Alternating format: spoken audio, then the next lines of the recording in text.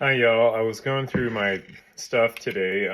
Had a spare hour, so I'm cleaning up a little, and I found this sticker from 2020 and realizing that was a tough year for a lot of us practitioners. And I don't know, just as I imagine for you all, it brings up a lot to think back on that year. And because of that, what happened was I brought a lot of stuff home that I haven't had in the office for a while. So I wanted to show you a couple of things. First thing is this feather duster, which has been good because I've been able to dust off some of this stuff. And what you do is you go like this with it. And what that does is demonstrate the ability of our body in the pelvic floor to open and release when we bend our knees.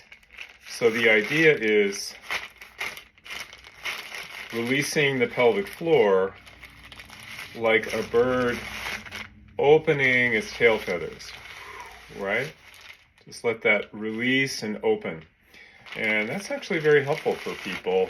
Also, I found these slinkies, which is two sets of slinkies, one inside the other. And it's to show how relationships can work in the body between a layer that's on the outside and one that's on the inside.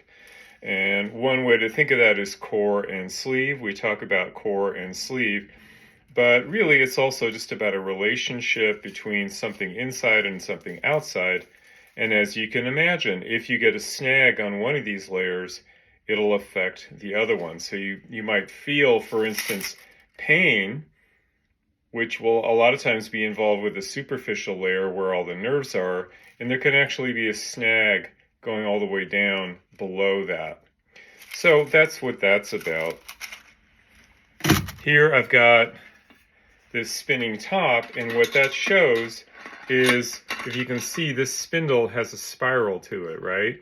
And so what that is like is energy coiled that when you push it down turns into rotation, into motion. And so the same thing happens when we walk. When you take a step, energy coils in the spine that's released and goes into another step. So the energy that you use to take a step, actually some of that gets saved or coiled in the spine and unleash to send the other side leg forward.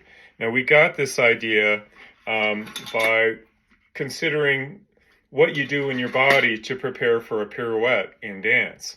And so this is an example both of dance movement reapplying back into how people normally move, for me to be able to explain what happens in the body normally by a special use, in this case a pirouette, or also to show it in this way, that this ends up being a way to store potential energy that turns into movement.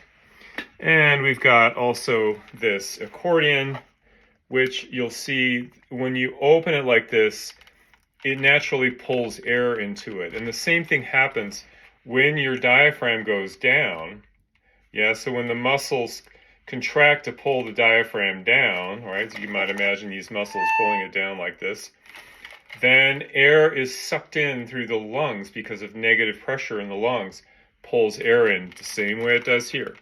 And what's important about this, from my perspective now, is you want to take away restrictions on that movement. So when there's restrictions in all of the internal organs down here, or this whole area, including down into the pelvic floor.